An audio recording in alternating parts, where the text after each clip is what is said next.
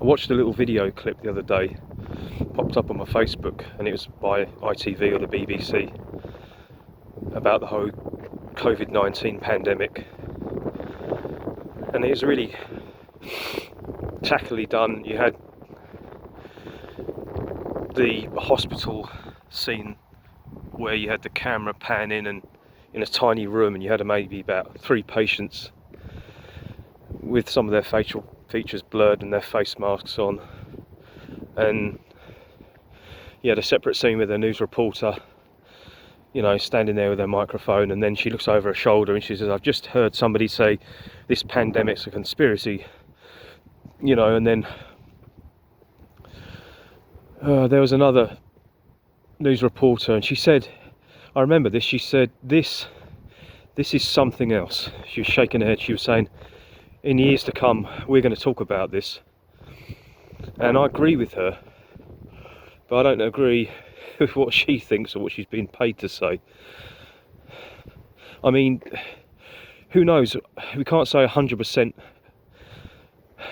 exactly, what's going on, but I'm sure people a year ago or 6 months ago are starting to doubt.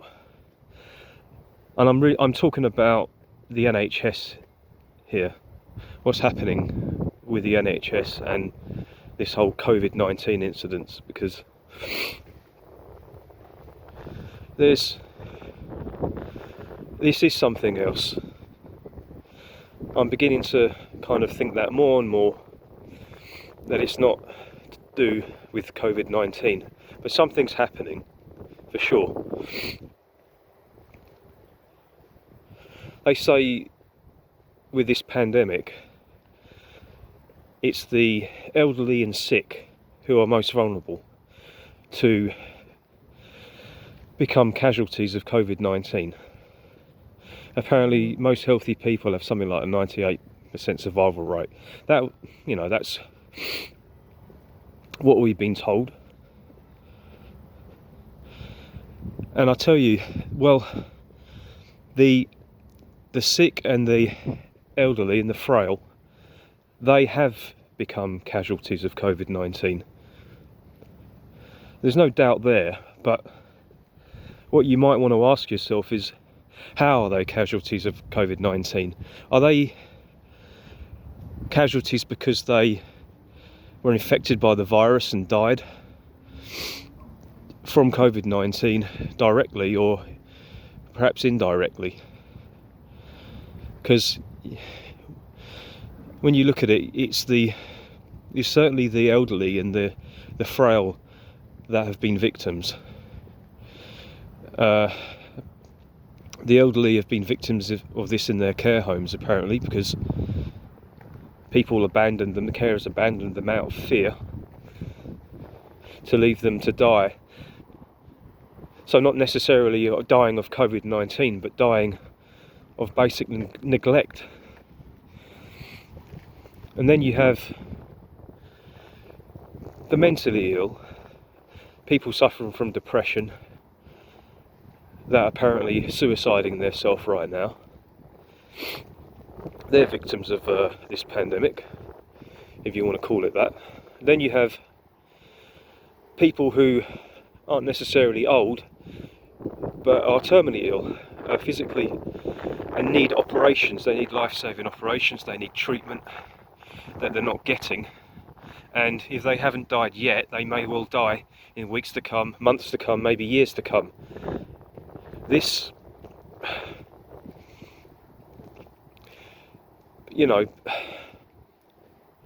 delay of treatment for people, it could have basic consequences in years to come when it comes to premature deaths that could have been avoided. If you're one of these people that likes to post Mental Health Day on Facebook, Men's Mental Health Day things and stuff like that, which is fine, suicide rates in men in the UK are really high, blah blah blah, or just mental health in general for people, and then you're at the same time pro-government, trust government, government will see us through, government know best, government are more, their opinions and their logic is far outweighs anything your family member would ever say to you that contradicts government. You really contradiction yourself. Maybe it's because you are living with your other half or your children, or you're living with your parents, or you're living together with family members in the same bubble, so you don't have that problem. But think of the people who are isolating alone, and they're doing everything you're doing, but it's not really working for them, and they're suffering from mental health. They're already suicidal. That's pretty much a death sentence in itself, isn't it?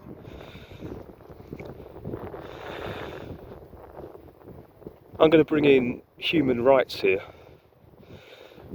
We in the UK, and probably all in Western countries, we've been brainwashed into thinking human rights are one thing, but they're something else, or they're not what most people really think they are. Human rights are something, they're not really rights, they can be taken away at any moment. You're not privileged to them. I think we've been living in a bubble in the fact that we assume that these rights and these privileges are going to be with us forever because we're just entitled to them. That's a better word. We think we're just entitled to rights because our governments really love us, and they're always going to do the right thing for us. And that's a really dumb thing to believe. Human rights really, originally, I reckon, were something that happened because people had empathy and love, and they really cared about one another. They weren't invented as laws that if you didn't do this, you'll be punished. It was genuine love and empathy that held people together. I think that's really probably the origin of rights when we were living in simple tribes that were more natural, where the kind of mental health problems that you're seeing today maybe didn't exist. And then later on, as civilizations rose, things got more complex, and you had a top-down structure, and then you had certain rights and laws for different people of different sex or hierarchies or whatever. So you had more people that's, were more important, they had more rights than others, and you can still see that today. And we're part of this civilization, and we have rights really because we serve a purpose. But if we no longer serve a purpose to our masters, those rights can be taken away. And I think we're seeing that now. Because I'm going to suggest that maybe, one of the reasons for this pandemic was to kill off a lot of the elderly and the terminally ill, because it would save the government money, and money is resources. Because think about it, when we're at the last years of our life and we're ill,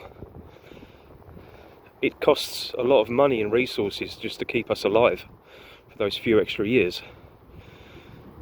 And if you think what I'm saying is a load of crap, think of GPs, right? Think of your doctor, your GP. I remember years back I was talking to a mate, and he said, when you think of it, GPs are like blockers. And I said, what do you mean? And he said, well, they're basically delaying your treatment. They're not getting to the root of it, and they're just delaying it. They're giving you painkillers, They're telling you just to, take a paracetamol. In some cases, many cases, they're giving you antidepressants. And you can say, some people say that the pharmaceutical industry makes money off people's sickness, and that can be true. They say, if you're well, these companies can't make really any money off you. I remember talking to years ago, I think some old guy I met in the library, and he told me that he buried all of his antidepressants and he was trying to wean himself off the painkillers because of his really bad hip, because I think he needed a hip replacement, but they delayed it and mucked him around for, I think it's over a year or two, and he got to, to the point where he was basically had given up hope. This is because I think it is due to resources. Now, putting people like Boris Johnson and Nick Hancock aside, and those like him, those of the super wealthy, that come from that background, they probably, most of them do have a genuine kind of old-fashioned hatred for working class people. They don't want us succeeding, they don't want us having the same lifestyle that they do, because then they can't compare themselves to us. So if you look at the past, when I say look at the past, I mean before COVID-19, we had it pretty good. People could afford several holidays a year to jump on a plane somewhere and jet set around the world. We could eat in restaurants whenever we want within a weekday. Anyway, we had 24-hour gyms. We had nearly 24-hour nightclubs. We had the big shopping malls. We had all of these. We had a life that almost was like if you want to think of it, a watered down version of some rich billionaire somewhere, some untouchable. It's one way of looking at it, and I do think these types of people like Bill Gates, these people that have inherited wealth, they generally have a hatred to us. That's probably no different than perhaps the hatred that kings and queens in medieval times and would have had towards us. We were peasants then, But that aside, I think I'm suggesting that if there is a shortage of resources, then we could be seeing the consequences of that now. How many of you think we're overpopulated right now? How many of you think there are too many human beings living on the earth? Because those human beings, the numbers of people can't support natural resources like coal, oil that we need to burn for electricity to keep warm, etc. I think many people do. We've been introduced to the concept of global warming, and that's a science apparently, the hole in the ozone layer. The green movement that is trying to create some, free energy or something like that, trying to use alternative energies instead of coal and oil, trying to use solar power and stuff like that. Well, if we are overpopulated, how do you think governments and those behind them, working them, would approach you? Do you think that they would say, listen, I'm afraid we can no longer support your lifestyle that you've been used to for decades. We can't just let you fly on a plane anywhere for pleasure. We can't give you, to keep this on topic, we can't give you the healthcare treatment and support that we used to. You can't unfortunately have all these x-rays, scans, and utilise this equipment and have all of these life-saving operations that you may need to prolong your life, because we can no longer afford that lifestyle for the next generation anyhow. So I'm afraid you'll just have to make do with having less health support, basically. You're much likely now to die of the cancer that you may be inherited to get. You may not get that hip operation, and it will have a ripple effect, but we just have to let nature take its place. I mean, when you think about it, what's happening now with people having delayed treatment due to this COVID-19 is, in a way, no different than what was happening in regards to that, going back to the whole GP, the blockers, the way that treatment is hard to get. You have to fight for it. To get that operation or to get that scan has always been a bit tricky. It's just been really massively magnified now. I think more people are dying of missing these operations and not having, not being checked for terminal diseases such as cancer and things like that. More people are dying of that than COVID-19. More people are probably dying of suicide than COVID-19. Again, I'm not saying that COVID-19 doesn't exist, and I'm not saying it isn't hurting people and killing people who are frail and weak. I'm not saying that, but I don't believe that this is a COVID-19 pandemic in, let's just say, what most people think of that is. This is another kind of global pandemic. It's almost like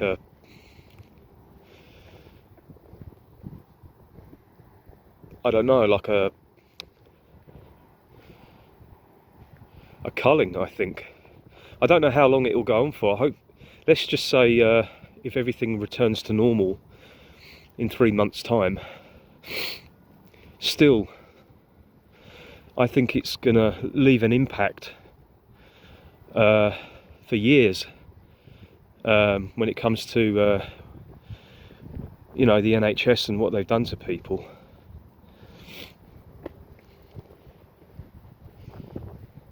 I have two Facebook friend and YouTube friends, and they're very well clued in on what's going on here, and they both have a friend. One of them has a friend, one of them has a family. I think they're both family. They work in the NHS, nurse or something like that, and they have to basically sign some kind of agreement that they will not reveal anything to family members and public about what they're shown and what they're told.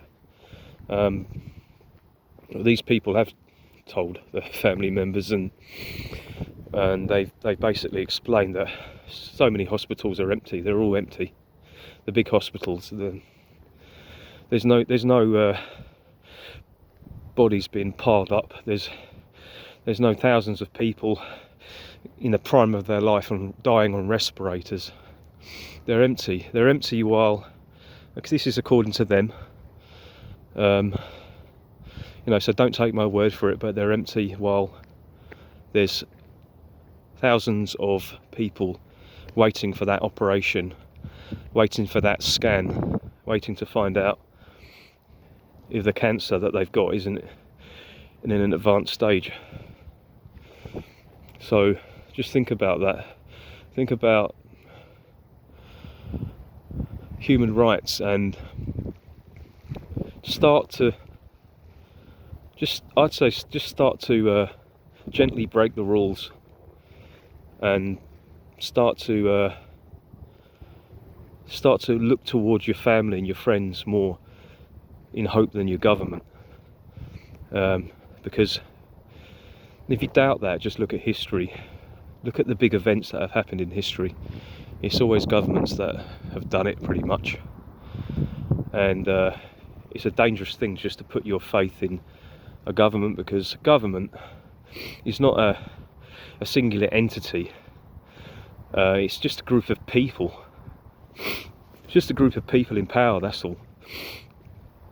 So keep that in mind. I have to come out and say this because I think by now, I think most people surely, or a lot more people, know something's wrong with this whole situation. Another thing I want to say before I forget is it's interesting how third world countries, or maybe second world countries, I'm not sure what to call a third world or second world country, in comparison, but how COVID-19 is apparently affecting them compared to here in the UK and other countries in Europe. For example, apparently in Africa, they are very unaffected by COVID-19 compared to here. I saw an article and I read it, and it was basically that the scientists are baffled. And apparently there's not much social distancing, or there wasn't over in Africa, no mask wearing, etc. And they seem pretty much unscathed compared to us. The death toll over there is massively lower, and it's a very, very populated place, isn't it? Thailand, again, the deaths from COVID-19 are ridiculously low. You just wouldn't believe it if you look. Last time I looked anyway, it was in the hundreds. And we're a small island, and look at our death rate. Do you think that this is, our governments are being completely honest with this, or do you think they're bumping up the numbers? And why is this happening? Let's just say the numbers for the deaths of COVID are fake. These people, some of them died of natural causes. Many of them died of natural causes, or cancers, or heart attacks, etc. They may have died through neglect because their operations were delayed. They may be accidents. And let's just say that they stuck the whole COVID-19 thing on them and say that's what they died of. Let's even say they added imaginary figures just to kind of, sex it up and bump up all the fear porn. Why are they doing that? Maybe, again, it's because they want to erode this healthcare system that we have. Again, because they can no longer afford to maintain the quality of life that we have regards the NHS healthcare system. Unlike in other countries, they don't have that. They don't have that freedom to be taken away, freedom to be eroded. They don't have the healthcare system. So they are pretty much left alone in regards to that, because in their world, nature takes its course a lot of the time, especially over in Africa. If you're ill, sadly, if you're shot or you'll have an accident, if you don't have the healthcare, you'll die. Even in Thailand too. So years back, was talking to a friend, and she had like a scar down her stomach, and I said, "How did you get that?" She said, "I shot her." I said, "You were shot?" And she said, "Yeah, I was in a restaurant, and there was like an argument outside with the gang. Someone fired the gun went through the wall, but it went through the back of the seat where I was sitting and straight through my stomach." And she said at the time she was working for a company that had her insured. She had health insurance, so she can get all the hospital treatment without paying for it. And she was wheeled on a stretcher, and she was waiting briefly, and she saw these people in these stretchers that were probably had car accidents, and they were fatally injured. And I think she sat and she she basically watched a lady next to her die when she was quickly wheeled in. And she was treated, she had the bullet taken out and whatever, blood transfusion or whatever, and her life was saved. So that's the reality of it. They don't have the healthcare system to be eroded. So this is another, perhaps this is another reason why certain countries have been affected